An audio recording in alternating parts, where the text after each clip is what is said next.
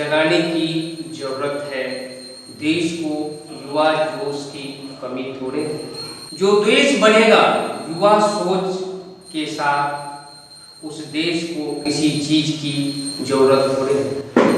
नमस्कार, मेरा नाम अर्जुन है। आप देख रहे हैं चौथा स्तंभ डिजिटल न्यूज। चौथा स्तंभ डिजिटल न्यूज के खास कार्यक्रम निकाय का रंग आज की चुनावी यात्रा पर हम पहुंचे हैं नगर पंचायत फुलपरास। नवगठित नगर पंचायत यहाँ पहली बार नगर निकाय का चुनाव होने जा रहा है। फुलपरास की जो राजनीतिक इतिहास है, जो पृष्ठभूमि है, बहुत मजबूत है। उस पर अभी हम ज़्यादा फोकस नहीं करना चाहेंगे। अभी हम बात करेंगे चुनाव की और चुनाव में युवा जोश की। हमारे साथ आज की खास कार्यक्रम इन्हीं युवा जोश के साथ एक युवा प्रत्याशी जो पहली बार चुनाव के मैदान में आए हैं, विकास प्रियदर्शी।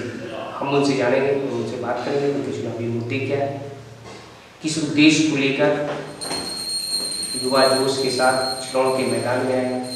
सबसे पहले विकास जी, आपका हमारी खास कार्यक्रम निकाय करने में बहुत बहुत स्वागत है।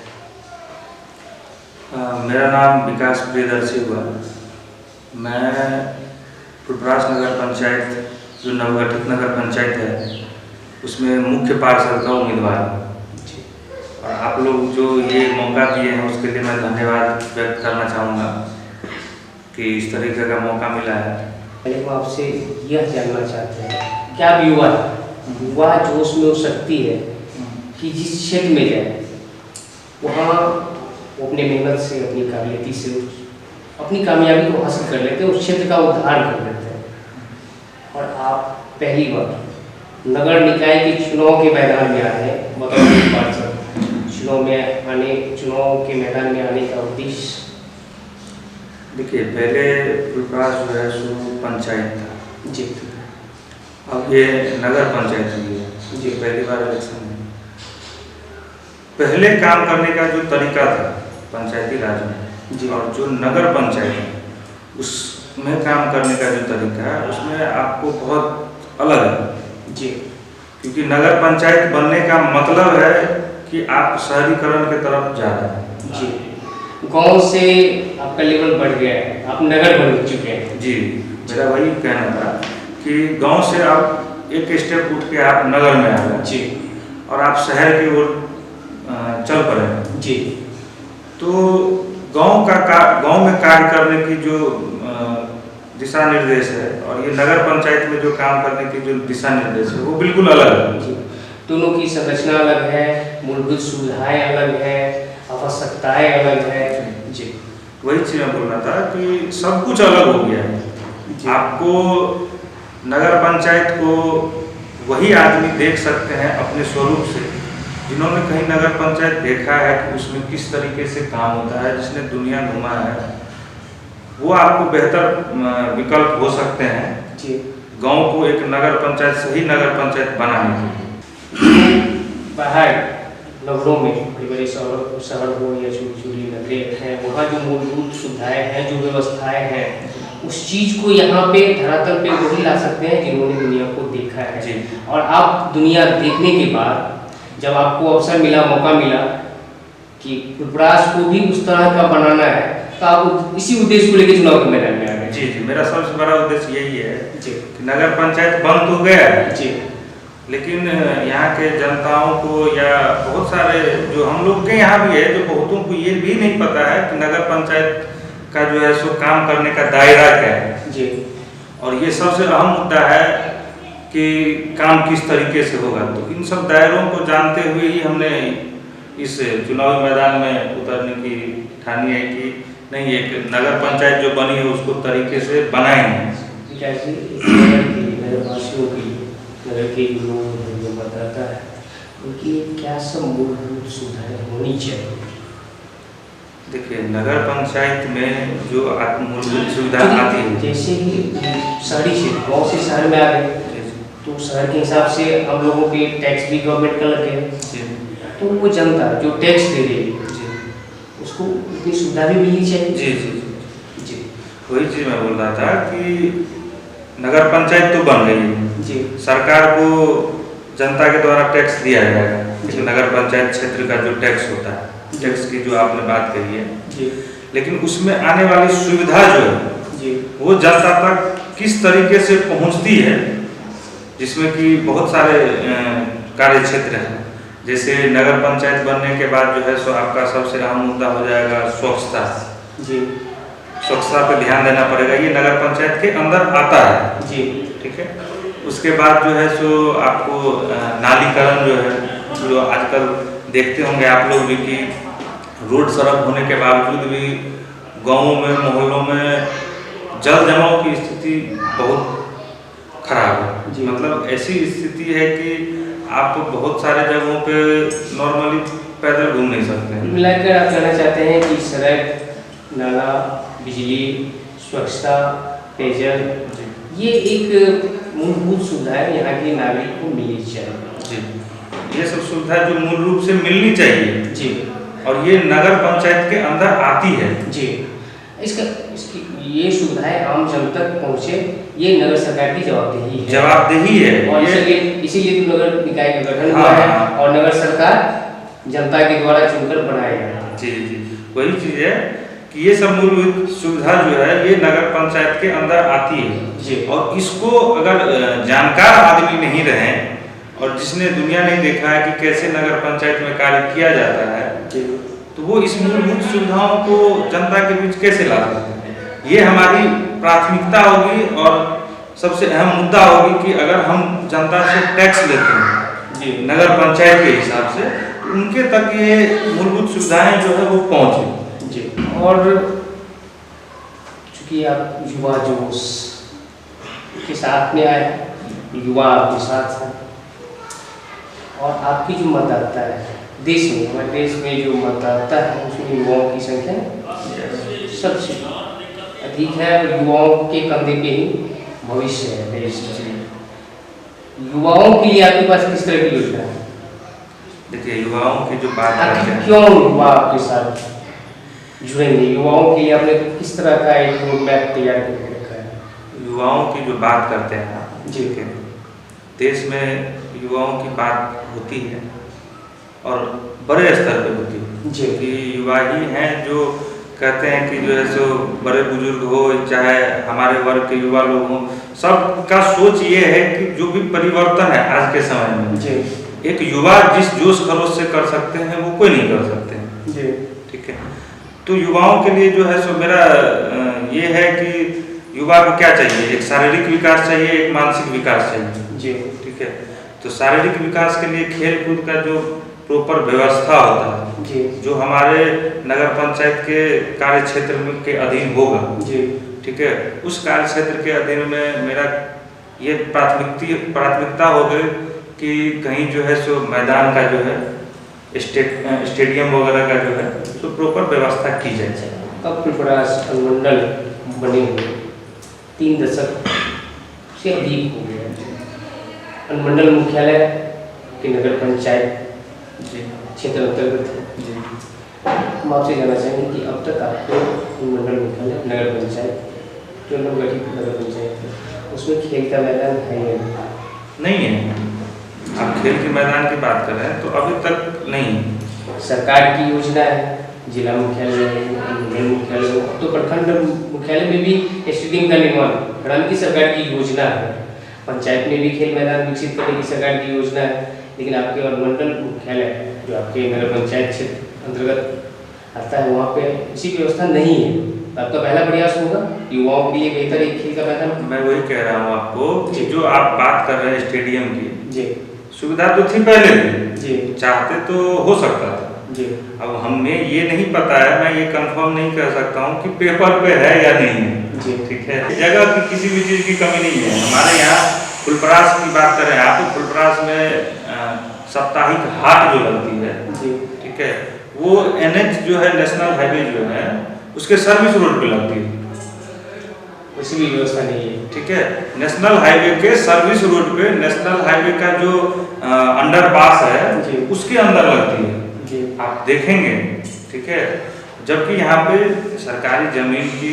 चाहे किसी भी व्यवस्था की कमी नहीं है, लेकिन इस चीज़ों को सही जगह पे लाने का जो कार्य है जी वो किसी ने नहीं किया है, और ये व्यवस्था करने की जरूरत है। स्वास्थ्य की क्या स्थिति है और स्वास्थ्य को लेकर आप अपने नगरवासियों को किस तरह की स्वास्थ्य व्यवस्था देना चाहते हैं? अभी वर्तमान क्या स्थिति है? ये स्वास्थ्य की जो व्यवस्था है पहले की अपेक्षा बहुत ज़्यादा सुधार आई है हमारे नगर पंचायत, नगर पंचायत की बात करें तो जी, लेकिन अभी भी जनता जो है सो बहुत ज़्यादा जागरूक जो कहेंगे जी, वो नहीं है। जी, मेरा कहने का मतलब ये है कि स्वास्थ्य विभाग में बहुत सारी योजनाएं हैं, जी, योजनाएं हैं ऑन पेपर, जी, ठीक है, कार्य भी होते हैं ऑन पेपर, जी, लेकिन बहुत सारी योजनाएं ऐसे हैं जो आदमी तक, जनता तक सही तरीके से पहुंच भी नहीं पाती।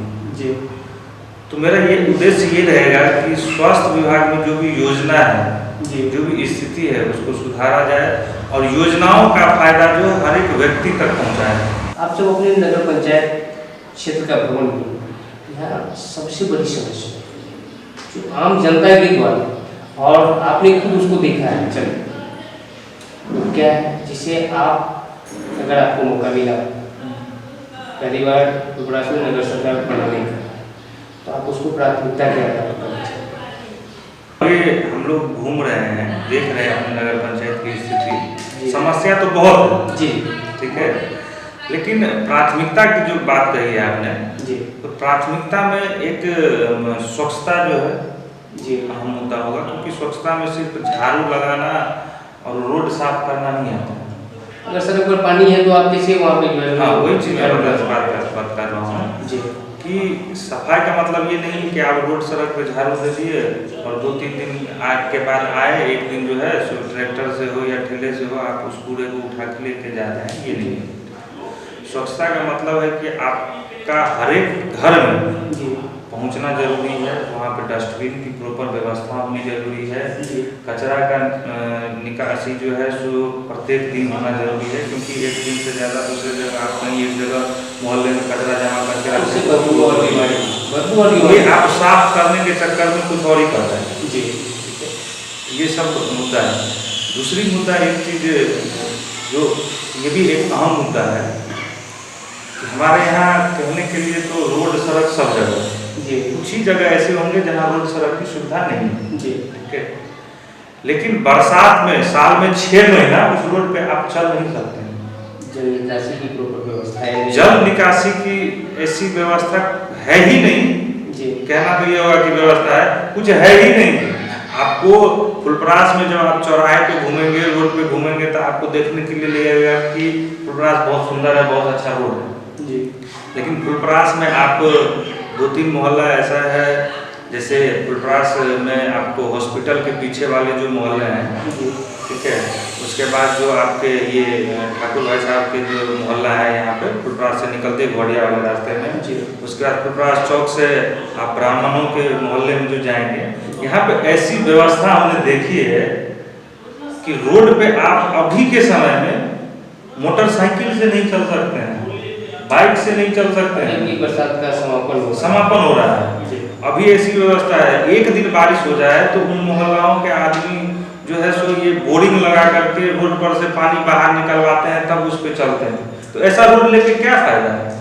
मंडल मुख्यालय की बात, अगल बगल का की जो दशा है वो तो और बदतर है। आप बहुत की बात कर लीजिए, बहुत ज्यादा स्थिति की बात कर लीजिए, बरसात के समय गिरा हुआ है, की जो बात कर रहे हैं आप मुरली चल रही है वहाँ पे माने बहुत जमीन जो है सो जलप्लावित है, वही चीज मैं बोल रहा हूँ, कीमती जमीन, बहुत कीमती जमीन है। सरकार के पास फुलपरास नगर पंचायत में जमीन की कमी नहीं है, जी, लेकिन उसको सही तरीके से कार्य में कैसे लाया जाए, जी, ये टेंशन आज तक न किसी को हुआ है, और न हमें लगता है कि अगर युवा वर्ग नहीं आते हैं तो आगे भी नहीं होगा।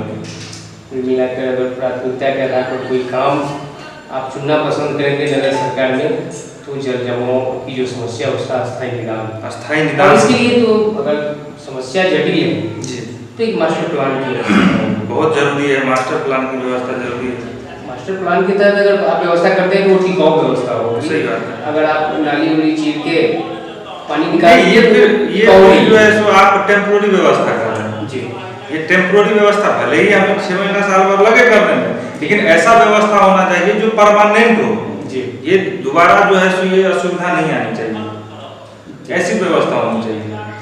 कार्य करने में आपको 1 महीना 2 महीना 3 महीना एक्स्ट्रा समय लगे वो अलग बात है, लेकिन जो कार्य आप कर रहे हैं वो कार्य टिकाऊ होना चाहिए। वो कार्य सही में उस प्रॉब्लम को जो है सो सॉल्व करना चाहिए, ना कि आप दिखाने के लिए जनता में कि हमने ये काम करके तो दिखा दिया और फिर ऐसे हो गया तो हम क्या कर सकते हैं। नहीं, एक ठोस मास्टर प्लान जो था जी काम होनी चाहिए। बात महिलाओं की करते हैं। जी जी महिलाओं के लिए किस तरह की योजना आपने तैयार करती है? महिलाओं की जो आप बात कर रहे हैं, महिलाओं को 3 चीज़ की जरूरत है। जी महिलाओं के लिए सबसे बड़ी मुद्दा होती है कि मान सम्मान। महिलाओं के मान सम्मान। मान सम्मान की बात करें तो आप जैसे कि हमारे घर की महिला है, जी हम दूसरे का नहीं, हम अपने घर में ही लेते हैं।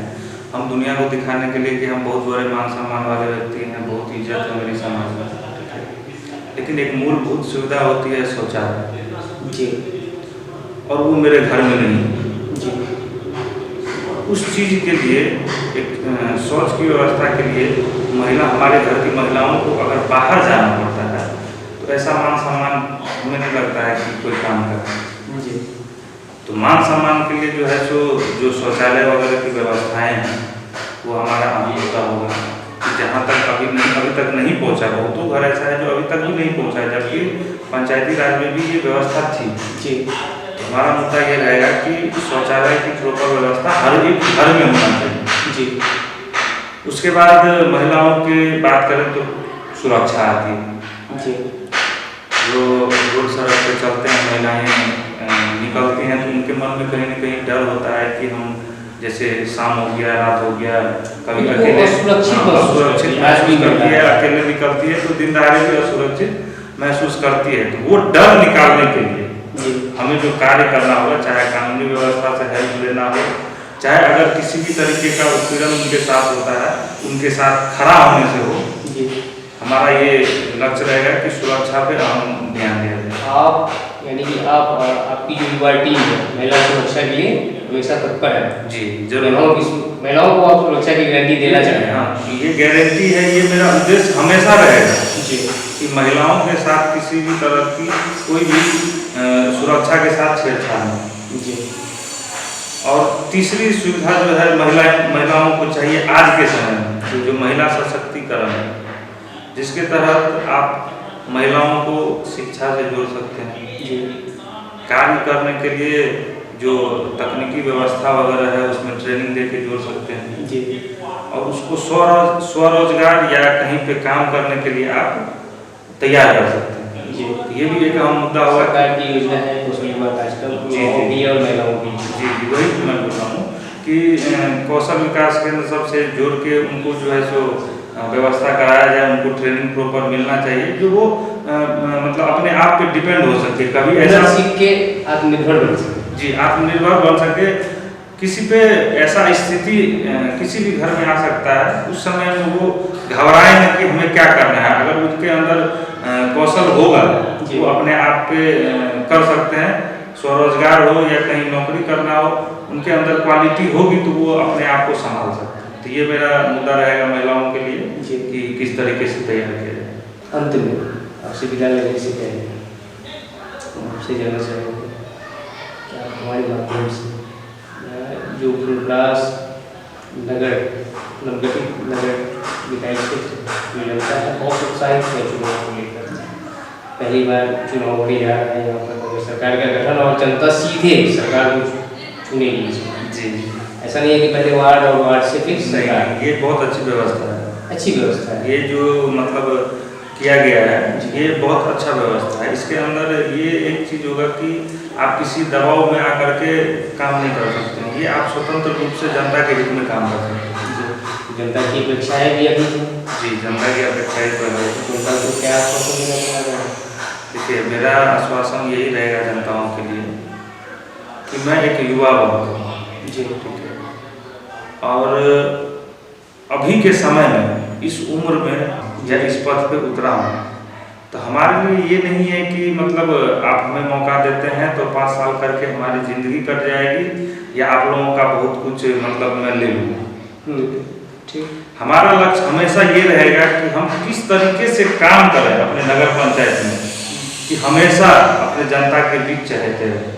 हमारे पास समय है, असल में लेना कुछ भी नहीं है, मैक्सिमम देना, देने का प्रयास करें, मैक्सिमम देना है क्योंकि हमारे पास समय है। जी। अगर जनता जो है सो अब पहले जैसा नहीं है कि किसी के बहकावे में चले जाएंगे या कोई पढ़ा देंगे कि फला आदमी को वोट कर दें, तो ऐसा सिचुएशन नहीं है। जी। जनता जागरूक हो गई है, जनता सजग हो गई है। तो मैं उनसे यही निवेदन करना चाहूँगा कि आप मौका दें, एक बार मौका दे करके देखें।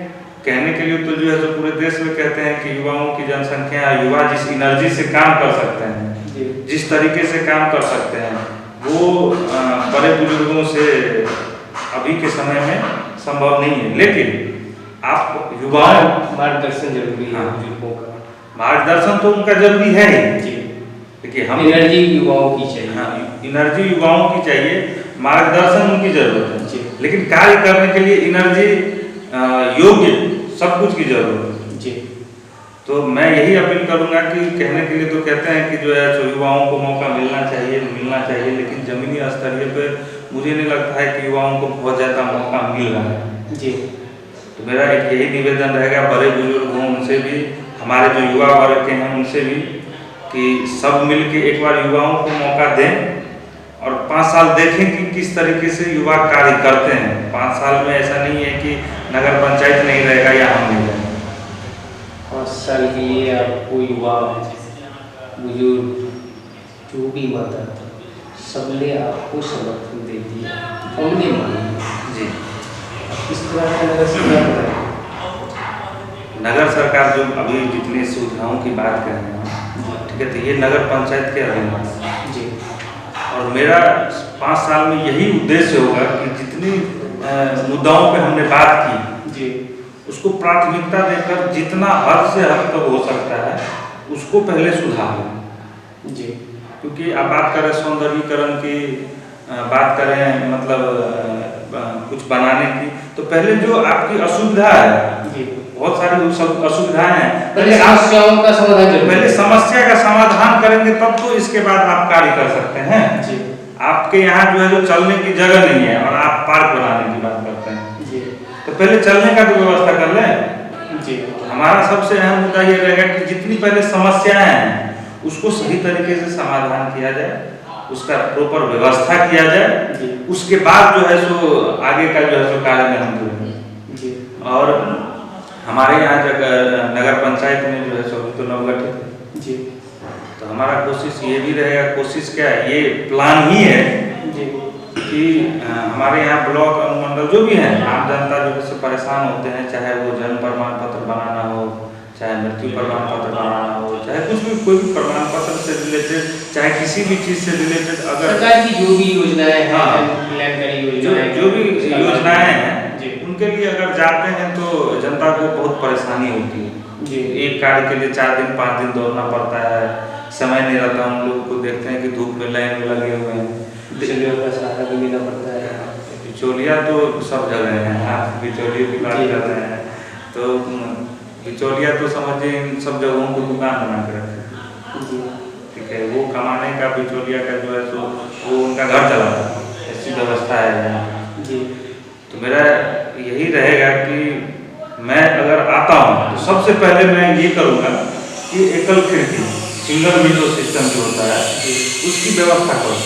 कारण ये नहीं है कि आपके पास आपको अगर जन्म प्रमाण पत्र की जरूरत है तो फला काउंटर पर चल जाइए और मृत्यु प्रमाण पत्र की जरूरत है तो चिल्ला काउंटर पर चले जाइए। ये सुविधा जो है यहाँ वहाँ दौड़ने की जो है ये सब पहले खत्म करो जी, क्योंकि एकल खिड़की रहेगा, सिंगल विंडो सिस्टम रहेगा तो जो भी काम है आप एक जगह दें और जो निर्धारित समय है उस निर्धारित समय पे उसी जगह से आप कलेक्ट करें, अपना चीज़ों को जाकर के रिसीव करें। इससे जो है तो सबसे बड़ी बात तो यही है कि बिचौलिया जो है सब खत्म हो जाएंगे जी, ठीक है। अब देखते हैं जनता का क्या आशीर्वाद होता है और उसी सेंटर से नगर सरकार को चलाना है जी। बहुत बहुत धन्यवाद। चलिए आगे फिर मिलते हैं। नए प्रत्याशी, नई उम्मीद, नई घोषणाएं। देखते रहिए चौपाल न्यूज़।